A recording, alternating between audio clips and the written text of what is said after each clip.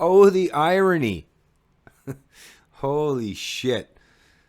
I don't even think you could come up with a completely fictional television show that would be any more ironic, hilarious, disturbing, and twisted all in one. I really don't. What was the saying? Real life is much stranger than fiction. And yeah, this headline and this whole idea, this whole premise fits in that category. It's completely in line with that scenario. Holy. Headline, National Post, but you've heard it from all the other establishment media outlets, right? Think about it. Trudeau come to power because of his collectivist minions. And I mean, one of the major aspects that brought him to power were all the people that want marijuana legalized. Of course, they're too stupid to realize that legalized means through government. When you live in a state of society, when you're talking about legalizing something, that means you want the government to take control and power over that particular industry.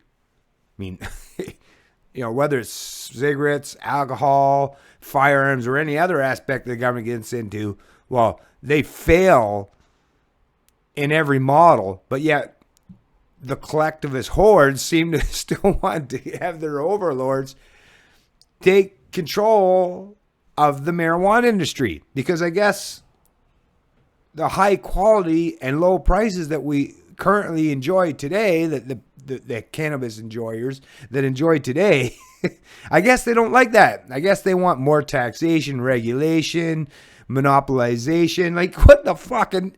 A lot of the lefties, the idiot fucking morons, and I've seen them. I work with them.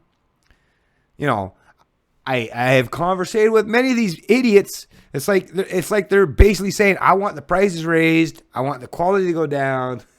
They don't say that, of course, because they just follow the propagandist narrative that they've been told by their political pundits or masters, right? But it's like, you idiots. I mean, take it from someone. I'm 45 years old, and I remember back in the mid-'80s when I was in my mid-teens, or in my teens, 15, 16 years old, I remember you could buy back then, whether it was hash or marijuana, you could buy hash or marijuana for $10 a gram. This is 85, 86. We're now 30 years out. And to this day, if I went searching, and I know this, because, I don't live so secluded that I don't understand what's going on in the reality, okay? People, that's the thing you got to recognize is, I know what's going on, But, yeah, you could still buy a gram of marijuana, and it has actually gotten better as far as the potency, the quality, the availability. I mean, you live in a day now where you could not only get that same gram for $10, but you could even get, if you want, a delivery service, and you can still get it at that price. So you don't even have to move your fucking fat ass. But yeah, I guess the idiots, the collectivists, the mindless sociopaths or statists, that's not good enough for them. I guess they want marijuana to be more expensive, shittier quality, and monopolized by the government. What the fuck? And if that ain't enough, how about this for a twist? How about this for an extra? I'll give you, that's not bad enough. Well, look, I'm going to ramp that up even one more by reading this article headline to you. Toronto Marijuana Cafe raided by police. Now, this is done on January 22nd of 2016. Toronto Marijuana Cafe raided by police. Good Weeds owner faces trafficking and possession charges. And this is subsequent to Trudeau, the collectivist political overlord, the collectivist master, saying that he wants to legalize marijuana in Canada. I mean, let's throw another one in there, because as if this isn't fucking crazy enough, as if this whole scenario isn't as messed up as this. Who did he put in power, in control of that particular file? But Bill Blair. the police chief that was the overseer of the G20 protests and is now obviously, look, I mean, what? This guy, if you look through it, you'll realize that Bill Blair and his subordinates, his thugs, have put more people in jail in the province of Ontario for marijuana and marijuana-related incidents than all others in the past combined. Basically, you might as well say. But yet, this is the guy now that's in charge of the file to legalize it. Well, of course, because they don't, like I said, they're not legalizing it for you. You fucking idiots. If you're some of these young idiots that, and listen, I've talked to some of you. If any of you watch this video, you know I'm probably talking to you. You see what I'm saying? You fucking retards.